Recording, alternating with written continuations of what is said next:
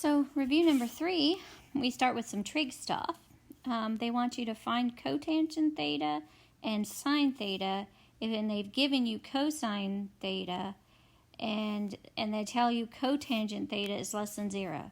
So when you see these, you know that the signs are going to matter. That's what this is all about right here.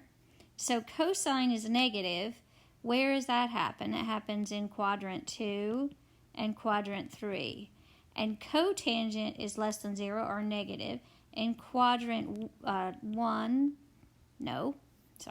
than 0, would be quadrant 2 and quadrant 4. So this is all going to happen in quadrant 2, and that will matter when we look at things. All right, now the directions say use identities, and the main identity that you need to know for these is the Pythagorean identity. Sine squared theta plus cosine squared theta is 1. So we're given cosine, and we know the 1, so we can find the sine, and then we'll be set to go.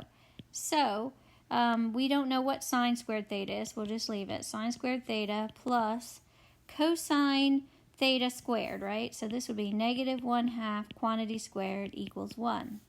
So sine squared theta is equal to 1 minus 1/4, or 3/4.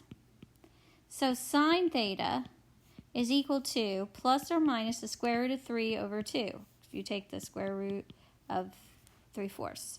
Now, this is all of the ones, and we want it only in quadrant 2. And so sine is positive in quadrant 2, so you would say that the sine of theta, which is one of the things they asked for, is equal to the positive square root of 3 over 2. Now to find cotangent theta, the reciprocal identity or quotient identity would be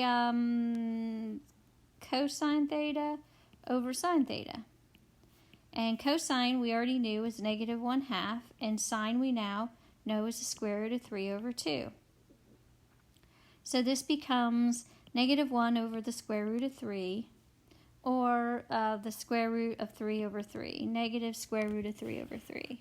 So cotangent theta is negative square root of 3 over 3. So that's the answer to number 1.